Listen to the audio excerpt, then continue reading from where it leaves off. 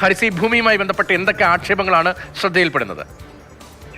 ഭൂമിയുമായി ബന്ധപ്പെട്ടുകൊണ്ട് ഇതിന്റെ തുടക്കത്തിൽ തന്നെ ഞങ്ങൾ പറഞ്ഞിരുന്നു, ഈ സർക്കാർ പുനരധിവാസ പ്രവർത്തനങ്ങൾ നടത്തുന്ന സമയത്ത് സ്വന്തം നിലക്ക് ചെയ്യാനുള്ള പല സ്വകാര്യ സംഘടനകളും രാഷ്ട്രീയ പാർട്ടികളെല്ലാം തന്നെ പറയുന്ന സമയത്ത് വയനാടിലെ ഭൂമിയുടെ ലഭ്യത ഒരു പ്രധാന പ്രശ്നമാണ്.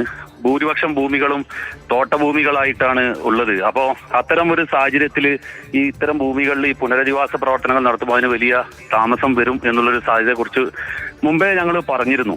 പിന്നീട് ഈ ലീഗ് ഭൂമി എടുക്കുന്നതുമായി ബന്ധപ്പെട്ടുകൊണ്ട് തന്നെ ഞങ്ങൾ മനസ്സിലാക്കുന്നത് ഇതിൽ ഏറ്റവും കൂടുതൽ ഈ മുണ്ടക്കൈ ചൂരൽമല ദുരന്തവുമായി ബന്ധപ്പെട്ടുകൊണ്ട് ഇതിൽ ഈ ആളുകൾക്ക് പണം കൊടുക്കുക എന്നൊക്കെ പറയുന്ന ഒരു ചർച്ച വന്നിരുന്നു. ആളുകൾക്ക് പണം കൊടുത്തുകൊണ്ട് അവരാവശ്യമുള്ള ഭൂമി കണ്ടെടുത്ത് വാങ്ങിക്കൊള്ളുന്നൊക്കെ. ആ സമയത്ത് തന്നെ ഇവിടെ ഉയർന്നു വന്നിരുന്ന ഒരു ചർച്ച ഇത് വലിയ തോതിലുള്ള റിയൽ എസ്റ്റേറ്റ് ലോബിയുടെ കൈകളിലേക്ക് പോകും.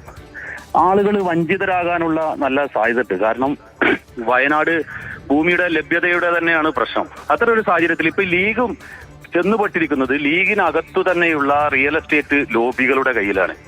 ഈ ഭൂമി എടുക്കുന്നതുമായി ബന്ധപ്പെട്ടുകൊണ്ട് ലീഗിനകത്ത് ഈ പ്രശ്നങ്ങൾ തന്നെ യഥാർത്ഥത്തിൽ പുറത്തു വരുന്നത് ലീഗിനകത്തുള്ള തർക്കത്തിന്റെ ഭാഗമായിട്ടാണ്.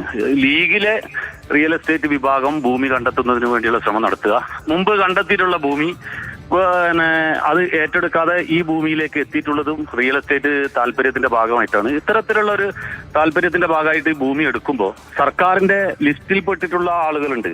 ആ ലിസ്റ്റിൽപ്പെട്ടിട്ടുള്ള ആളുകളാണ് 100 ചില്ലറ ആളുകൾ അതിൽ നിന്ന് ഒഴിവായിട്ട് ഈ ലീഗിന്റെ പുനരധിവാസ പദ്ധതിയിലേക്ക് പോയത്. അവര് ഇത് യഥാർത്ഥത്തിൽ കൽപ്പറ്റ ബൈപ്പാസ് പോലെയുള്ള ഒരു നല്ല സ്ഥലത്ത് ഈ ടൗൺഷിപ്പിനകത്ത് കിട്ടാനുള്ള അവരുടെ സാധ്യത മുടങ്ങി. ഇപ്പൊ ഇതും സാങ്കേതികത്വത്തിൽ കുടുങ്ങിയിരിക്കുകയാണ്. കൽപ്പറ്റയിൽ നിന്ന് ഒരുപാട് ഉള്ളോട്ടാണ്.